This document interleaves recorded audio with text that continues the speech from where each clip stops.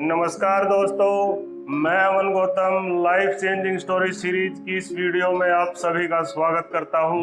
एक बार की बात है कि एक राजा ने 100 अंधों को प्रतिदिन खीर खिलाने का फैसला किया। दुर्भाग्यवश एक दिन क्या हुआ कि एक जहरीला सांप उस खीर में मुंह डालकर उसको जहरीला कर गया और जिसको खाने से वो 100 के 100 अंधे मर गए।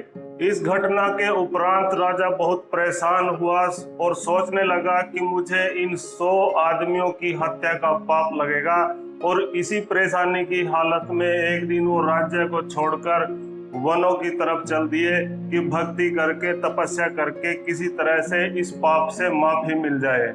जंगलों की तरफ जाते हुए वो रास्ते में शाम के वक्त एक गांव में पहुंचा तो उसने वहां पर चौपाल में बैठे हुए आदमियों से पूछा कि इस गांव में कोई ऐसा आदमी है जो भक्ति भजन करता हो, मुझे एक रात गुजारनी है। इस पर उस चौपाल में बैठे लोगों ने कहा कि हाँ, इस गांव में एक भाई और एक बहन रहते हैं जो प्रतिदिन भगवान का भजन करते हैं। राजा उनके घर गया और एक रात के लिए ठहर गया। राजा जब अगले दिन सुबह सोकर उठा तो वह लड़की सुबह भजन में बैठी हुई थी।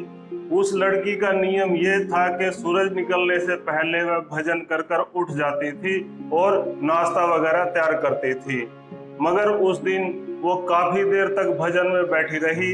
जब वह भजन से उठी तो उसके भाई ने पूछा कि आज तूने भजन में बहुत देर लगा दी है, तुझे मालूम है कि हमारे घर एक मुसाफिर आया है, उसके लिए नाश्ता तैयार करना है, उसको बहुत दूर जाना है। तो इस पर उस लड़की ने अपने भाई को जवाब दिया कि भैया, ऊपर एक मामला उलझा हुआ था। धर्मराज को किसी उलझन भरी स्थिति पर फैसला लेना था। उसी फैसले को सुनने के लिए मैं रुक गई थी, इसलिए मेरे को आज थोड़ा सा समय ज्यादा लग गया। इस पर उसके भाई ने उत्सुकता पूर्वक उससे पूछा कि क्या फैसला था, मुझे भी बताओ। इस पर उस लड़की ने अपने भाई को बताया कि फला राज्य का राजा प्रतिदिन 100 अंधों को खीर खिलाया करता था, मगर एक दिन दुर्भाग्य से उस खीर में सांप ने मुंह डालकर उसको जहरीला कर दिया और उस जहरीली खीर को खाने से वो सब लोग मारे गए। अब धर्मराज इस उलझन में थे कि ये पाप किसके सिर लगेगा, उस राजा के सिर या उस सांप के सिर जिसने उस खीर में जहर मिलाया, या फिर उस रसोइये के सिर जिसने उस खीर को खुला छोड़ा था। अब वहां पर बैठा राजा भी ये बात सुन रहा था, क्योंकि बात उससे संबंधित थी। तो उसने भी बड़ी उत्सुकता से उस लड़की से पूछा कि बेटा, फिर फैसला क्या हुआ। इस पर उस लड़की ने कहा कि अभी तक फैसला नहीं हो पाया था। तो राजा उस लड़के से कहता है कि क्या मैं एक रात के लिए और तुम्हारे घर पर रुक सकता हूँ।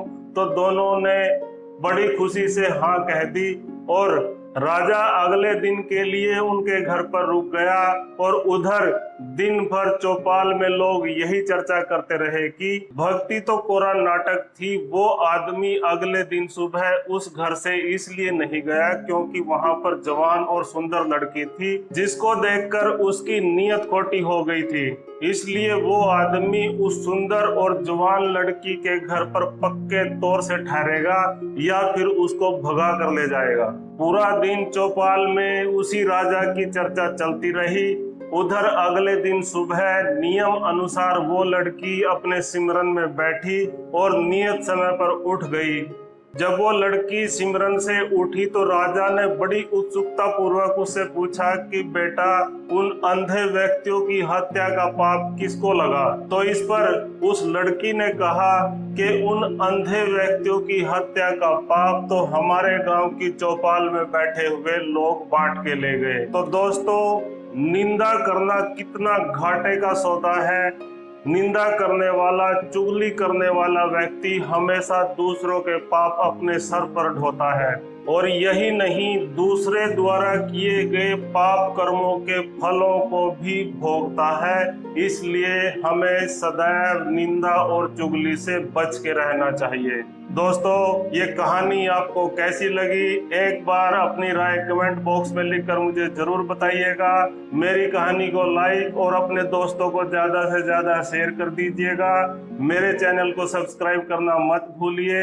मिलते हैं इसी तरह की दिलचस्प और रोचक कहानी के साथ आगे आने वाली वीडियो में। तब तक के लिए मुझे इजाजत दीजिए। नमस्कार, जय हिंद।